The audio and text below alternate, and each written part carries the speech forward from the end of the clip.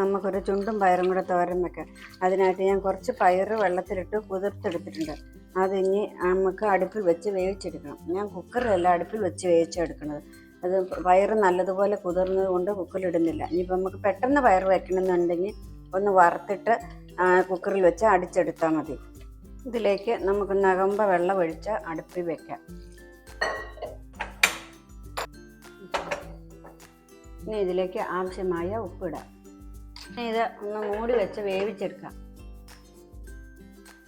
ഞാൻ തോരൻ വെക്കാൻ ഒരു ഏത്തവാഴയുടെ ചുണ്ടാണ് എടുത്തിരിക്കുന്നത്. ഇത് നമുക്കിനി നന്നായി കഴുകിയെടുക്കാം. അതിൻ്റെ പുറമൊന്ന് ഇടയ്ക്ക് നമുക്കിതൊന്ന് ഇളക്കി കൊടുക്കാം. ഇനി നമുക്കിതൊന്ന് അരിഞ്ഞെടുക്കാം. ഇങ്ങനെ കൊത്തി ഞാൻ വെള്ളത്തിലാണ് അരിയുന്നത്. ചിലർ അരിഞ്ഞു കഴിഞ്ഞിട്ട് എണ്ണ തിരുമ്മെടുക്കും. ഈ ചുണ്ടിനൊരു കറയുണ്ട്, വാഴക്കറയെന്ന് കേട്ടിട്ടില്ല എന്ന് പറഞ്ഞാൽ ചുണ്ടിനൊരു കറയുണ്ട്. ഇതുപോലെ കൊത്തി ചെറുതായിട്ട് വേണം നമ്മൾ അരിഞ്ഞെടുക്കാൻ. ഇതുകൊണ്ടോ ഇങ്ങനെ ചെറിയ പീസുമായിട്ട് വേണം അരിഞ്ഞെടുക്കാൻ. ചിലരൊക്കെ വേറെ വാഴയുടെ ചുണ്ടുകൾ എടുക്കും, പക്ഷേ ഏത്തവാഴയുടെ ചുണ്ടിനാണ് ഏറ്റവും രുചി.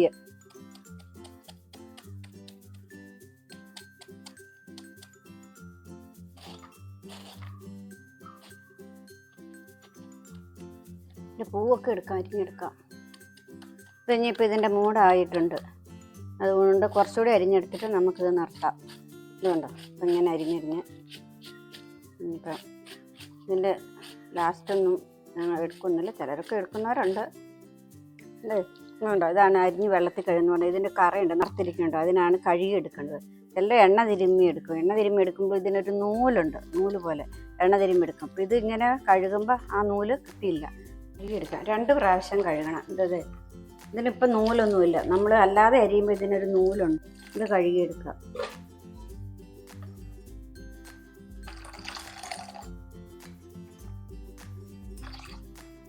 ഇതുണ്ടോ ഇതിൻ്റെ കറ.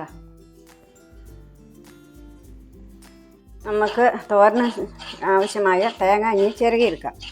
ഒരു അരമുറി തേങ്ങയാണ് ചിരകിയെടുക്കുന്നത്. ഉള്ളി ഇതിലേക്ക് ഒന്ന് അരിഞ്ഞിടാം. ഈ മുളകിൻ്റെ ഞെട്ട് കളഞ്ഞ് അതും ഇതിലേക്കിടാം. ജീരകം ആദ്യം നമുക്ക് ഇതൊന്ന് ജസ്റ്റ് ചതച്ചെടുക്കാം. പക്ഷെ തേങ്ങയുടെ കൂടി ഇടുമ്പോൾ തേങ്ങ ഒത്തിരി അരയാൻ പറ്റില്ല, പയ്യെ ഒന്നും ഇതാകാനേ പറ്റുള്ളൂ. അപ്പോൾ ഇത് ഇച്ചിരി അരയണമല്ലോ. ഇതിലേക്ക് നമുക്ക് തേങ്ങ ഇടാം. സ്വല്പം മഞ്ഞൾപ്പൊടി, ഈർപ്പഴ, ജസ്റ്റ് നമുക്കിതൊന്ന് പതുക്കെ കറക്കിയെടുക്കാം. ഇതുപോലെ അറിയാവുള്ളൂ. തോരൻ കറിക്കൊക്കെ നമ്മൾ ഒത്തിരി അരയ്ക്കുന്നത് അരയ്ക്കല്ല. ഉള്ളി കടുക് വറുക്കാനുള്ളത് അരിഞ്ഞെടുക്കുക.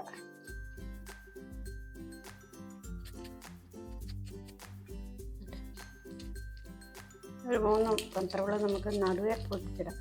ഒരു തണ്ട് കറിവേപ്പില. ഇനി ഇത് നമുക്ക് വെന്തോന്ന് നോക്കാം. ഇപ്പോൾ വെന്ത പാകത്തിന് വെന്തിട്ടുണ്ട്, വെള്ളം പറ്റുന്നുണ്ട്. ഒത്തിരി വെന്ത് പോയാൽ തൊണ്ടി കൊഴിഞ്ഞു പോകും. അതുകൊണ്ടാണ് ഞാൻ കുക്കറി വെക്കാതെ പാത്രത്തിൽ തന്നെ വെച്ചത്. ചട്ടി ചൂടായിട്ടുണ്ട്. ഇതിലേക്ക് നമുക്ക് എണ്ണ ഒഴിച്ച് കൊടുക്കാം. ഇച്ചിരി എണ്ണ കൂടുതൽ വേണം. വെച്ചാൽ വാഴച്ചുണ്ടായതുകൊണ്ട് അതിന് ഇച്ചിരി കറ കൂടുതലുണ്ട്. എണ്ണ ചൂടായിട്ടുണ്ട്. കടുക് പൊട്ടിച്ചിറങ്ങി ഇതിലേക്ക് നമുക്ക് അരിഞ്ഞ് വെച്ചിരിക്കുന്ന ഉള്ളി ഇടാം.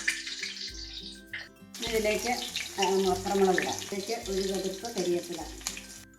ഉള്ളിയും മുളകും കറിവേപ്പിലയും നന്നായിട്ട് മൂത്ത് വന്നിട്ടുണ്ട്. ഇതിലേക്ക് അരിഞ്ഞു വെച്ചിരിക്കുന്ന ചുണ്ട് ചേർക്കാം.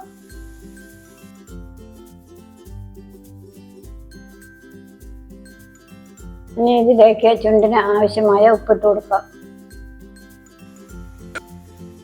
നമുക്ക് ഇതൊന്ന് ഇളക്കിയെടുക്കാം. ഇനി നമുക്ക് അരപ്പ് ചേർക്കാം.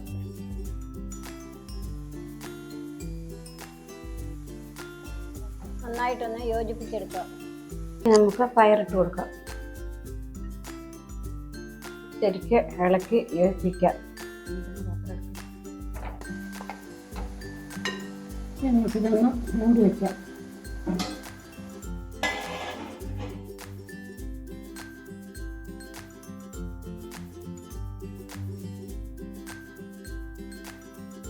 ഒന്നും കൂടെ ഇളക്കി മൂടി വയ്ക്കുക.